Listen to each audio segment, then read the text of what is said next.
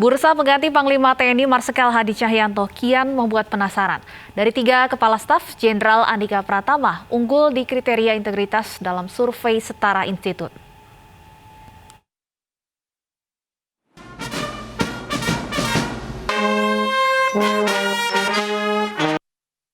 Jelang akhir masa jabatan Panglima TNI Marsikal Hadi Cahyanto, nama 3 kepala staf TNI kini masuk menjadi kandidat penggantinya, yaitu Kepala Staf Angkatan Darat Jenderal Andika Perkasa, Kepala Staf Angkatan Laut Laksamana Yudo Margono, dan Kepala Staf Angkatan Udara Marsikal Fajar Prasetyo. Namun hingga kini, Presiden Joko Widodo belum memberikan tanda-tanda akan mengumumkan nama pengganti Hadi dalam waktu dekat. Saat ditanya awak media, Jokowi hanya melempar senyuman. Sementara itu, dalam survei yang digelar Setara Institut, Andika Perkasa mengungguli 2 kandidat lainnya dalam kriteria integritas. Andika Perkasa meraih poin 7,84, Yudo Margono berselisih sangat tipis di bawahnya dengan 7,83, dan terakhir Fajar Prasetyo dengan poin 7,70. Namun tidak hanya soal integritas, banyak kriteria lain yang digunakan dalam survei dengan hasil yang mengunggulkan kandidat lainnya. Survei dilakukan terhadap 100 ahli dari akademisi dan elemen masyarakat sipil. Penelitian berlangsung 20 September sampai 1 Oktober 2021 dengan metode kuantitatif. Survei boleh menonjolkan nama tertentu, namun siapakah yang nantinya akan dipilih oleh Presiden? Tim iNews melaporkan. Bursa calon Panglima TNI semakin memanas. Apa kriteria yang harus mereka miliki untuk menggantikan Marsikal Hadi?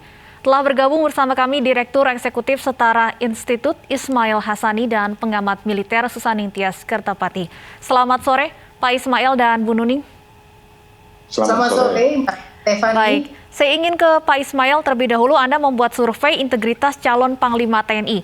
Mengapa kriteria integritas menjadi tolak ukur utama dalam survei ini? Apa tujuannya?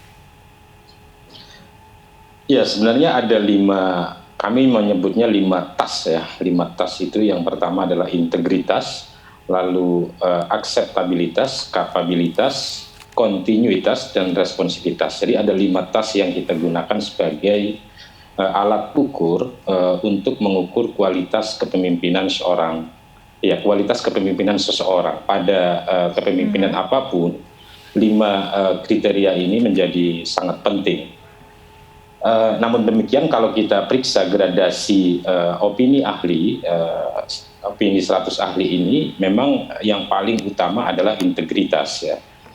Tetapi dalam real politik seringkali akseptabilitas justru menjadi pertimbangan aktual bagi policy maker ya, atau bagi pemegang otoritas dalam pengambilan keputusan. Nah, dengan 5 variabel ini yang kemudian di masing-masing variabel itu terdapat indikator-indikator, kita tanyai 100 ahli yang memang kenapa kita tidak survei opini publik. Untuk tema semacam ini saya kira bukan bermaksud mengecilkan opini publik, tetapi tema yang sangat spesifik ini memang tidak semua orang memahami, karena itu potensial misleading di dalam survei bisa saja terjadi. Oleh karenanya pilihan kami adalah mewawancari 100 ahli. Orang-orang seperti Dr. Nuning ini kan juga langka begitu ya, karena itu ini tema yang sangat spesifik begitu.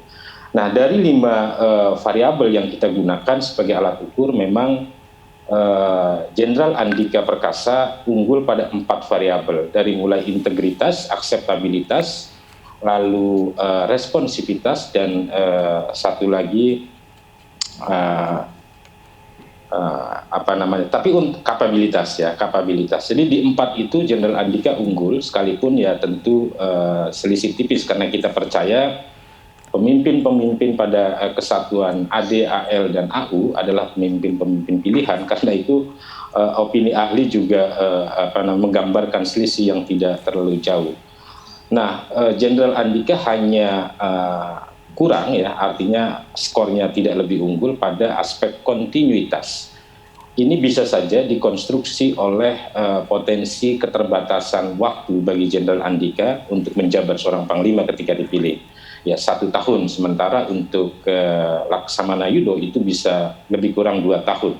Asumsi ini yang dimungkinkan mengkonstruksi pendapat ahli bahwa Laksamana Baik. Yudo lebih memungkinkan untuk memimpin dalam waktu yang cukup panjang begitu.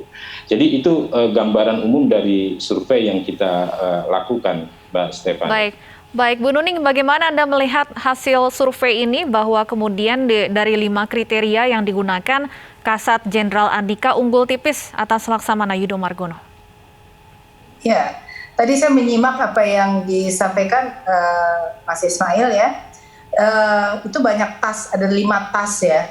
Tapi tadi saya belum mendengar dari sudut kualitas ya. Saya ingin bicara mengenai terkait hal yang terkait dengan kualitas. Saya sebagai mantan anggota Komisi 1 DPR 10 tahun dan saya juga dosen di bidang pertahanan. Saya anak tentara, tentu saya punya mimpi bahwa Panglima TNI adalah seorang solar warrior, di mana memiliki kemampuan berpikir dan akademik yang baik, serta memiliki pengetahuan terhadap perang-perang modern yang mungkin saja terjadi, yang bukan lagi perang konvensional, yang menggunakan alutsista begitu banyak.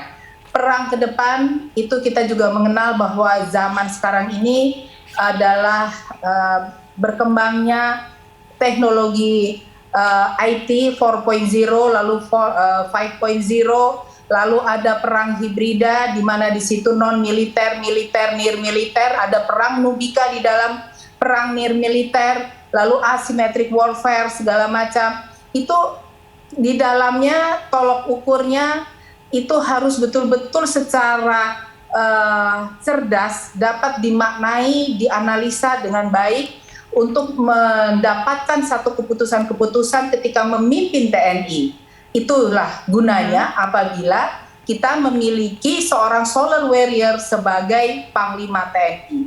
Baik. Karena tidak mudah menghadapi perang ke depan ini, apalagi ya, kita boleh bicara. Sebentar Mbak Steph, saya mau bicara bahwa ke depan ini akan ada perang di kawasan yang lalu kemudian ada di Laut Natuna Utara, di mana di situ kan berdampingan dengan Laut Cina Selatan. Kalau kita bicara itu, tidak harus dari matra laut misalnya. Yang penting matra itu dapat dipahami, kesulitan atau masalah dari matra itu dipahami oleh Panglima yang akan dipilih oleh Presiden Joko Widodo yang saya yakin sudah ada di kantongnya. Nah, jadi dalam hal ini juga permasalahan di teritorial, misalnya ada separatisme, ada radikalisme, itu juga belum tentu Kasat yang harus jadi, ya. Jadi dalam hal ini 3 orang ini memiliki kesempatan yang sama, saya rasa. Tetapi kualitas dalam berpikir dan dalam memahami perang modern ke depan itu penting, Mbak. Baik, Bu Nuning, apakah kemudian rotasi matra ini akan turut menjadi pertimbangan? Mengingat Panglima TNI saat ini berasal dari Angkatan Udara dan 2 sebelumnya berasal dari Angkatan Darat. Begini, hal itu kan tidak ada di dalam catatan perundangan manapun bahwa urut kacang itu suatu hal yang harus. Bahkan di zamannya Pak SBY, habis darat lagi bisa saja. Lalu kemudian ada yang tinggal berapa tahun diperpanjang, itu probabilitasnya bisa saja. Kalau dulu zaman Pak Harto itu Jenderal Faisal Tanjung dulu adalah seorang Kasum. Dulu bisa seorang Kasum itu menjadi Panglima TNI. Jadi Pak Harto tidak memilih kepala stafnya, tetapi sejak reformasi kan sudah ada ketentuan harus dipilih dari 3 kepala staf yang ada. Nah, tetapi catatan bahwa itu harus urut kacang tidak ada. Jadi saya masih dalam posisi semua punya kesempatan yang sama, Mbak. Baik, tidak ada ketentuan bahwa harus rotasi matra untuk menjadi Panglima TNI. Saya kembali ke Pak Ismail. Pak Ismail, apakah Anda setuju dengan yang disampaikan Bu Nuning bahwa perang modern ini menjadi fokus utama ke depannya, bukan hanya lagi perang konvensional dengan mengandalkan alutsista? Ya, tentu itu tren global ya, bahwa perang asimetris ini menjadi ciri perang modern yang tidak hanya mengandalkan kemampuan fisik. Karena itu misalnya dalam studi-studi kami kita selalu merekomendasikan bagaimana tentara kita termasuk juga kepolisian ya mengarus utamakan perspektif human security.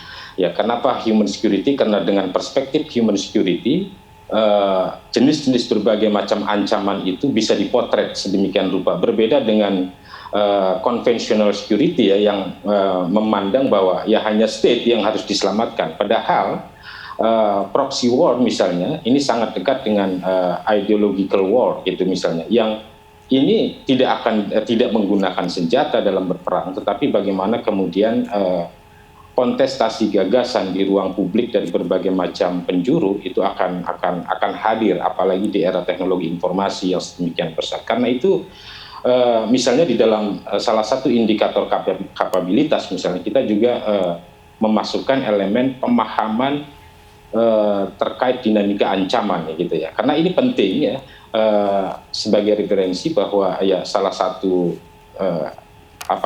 panglima yang nanti akan dipilih dari 3 kandidat yang berpeluang ini memang harus memiliki pemahaman yang demikian. Begitu. Baik. Mbak. Dan saat ini kami juga sudah terhubung melalui sambungan telepon dengan anggota Komisi 1 DPR fraksi PDIP, Effendi Simbolon. Selamat sore Pak Effendi. Selamat sore, apa kabar? Baik, Pak Effendi, saya ingin tahu dulu apakah sejauh ini DPR sudah mendapat kabar dari pihak Istana terkait kapan surpres nama calon Panglima TNI akan diserahkan? Oh, informasinya sampai hari ini belum ya, Mbak. Baik, sejauh ini belum ada informasi sama sekali terkait kapan Presiden akan memberikan nama calon Panglima TNI? Iya, belum. Kami kan tanggal 7 ini lusa Kamis reses sampai 31 ya. Dan itu ya kalaupun misalnya besok misalnya surat itu masuk, ya bisa jadi kita masih bisa sempat melakukan fit and proper.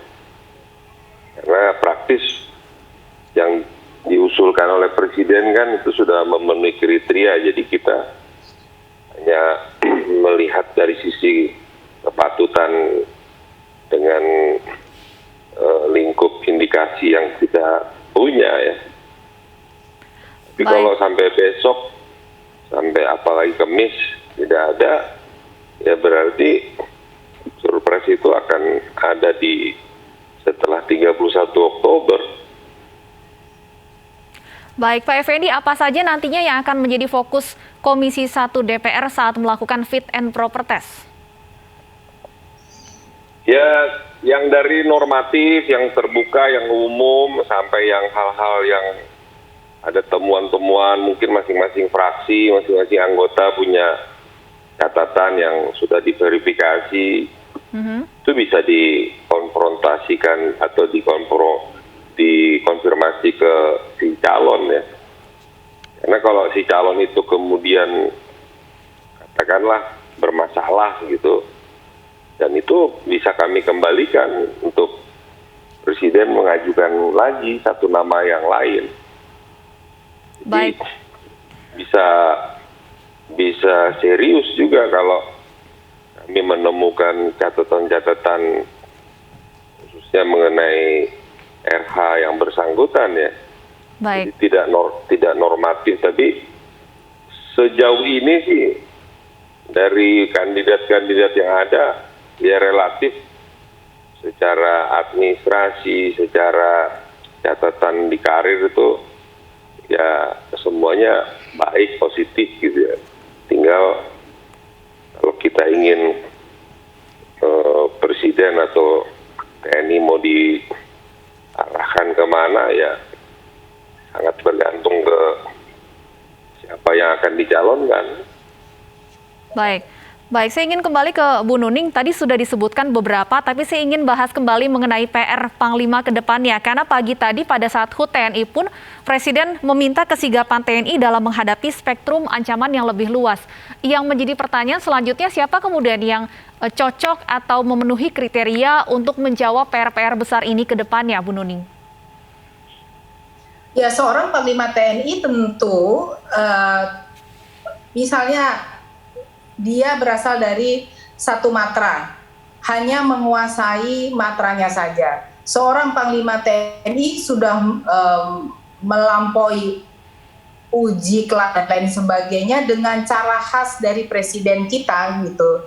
Yang saya yakin Presiden Joko Widodo memiliki cara-cara yang khas di mana dapat menilai para pembantunya termasuk para kepala staf itu. Jadi kalau itu ancaman apapun itu seperti yang tadi saya sudah sebutkan, ancaman misalnya di kawasan di Laut Cina Selatan, lalu kemudian muncullah ada permasalahan kapal selam dengan bertenaga nuklir, itu harus bagaimana? Itu kan juga kalau yang dipilih adalah Kasat, ya Kasat juga harus memahami hal itu dan tentunya Presiden pasti tahu. Oleh karenanya tadi saya sampaikan bahwa seorang Panglima TNI itu harus seorang solar warrior, di mana memahami ancaman perang modern ya. Lalu kemudian perang modern itu juga bermacam-macam, ada hibrida, asimetrik, dan lain sebagainya. Juga berkembangnya post-truth hoax, ya. Lalu kemudian radikalisme, terorisme, itu bukan hanya urusan dari Kominfo dan polisi saja, tetapi TNI juga harus memahami. Dan juga pengembangan sekolah-sekolah yang ada di TNI itu juga harus menjadi perhatian. Apabila seorang Panglima TNI itu memiliki satu kemampuan akademik yang baik, maka tidak akan melulu begitu-begitu saja. Misalnya seskoal, itu pasti akan dimajukan. Baik, Pak Effendi, seorang Panglima TNI harus menguasai 3 matra dan tadi sempat disampaikan oleh Bu Nuning, ke depannya tentunya tantangannya bukan hanya lagi perang konvensional dengan mengandalkan alutsista. Anda sendiri melihatnya seperti apa? Apakah ini juga yang akan digali dalam tes kepatutan dan kelayakan nantinya? Baik, sepertinya kami terputus dengan Pak Effendi Simbolon, anggota Komisi 1 DPR fraksi PDIP.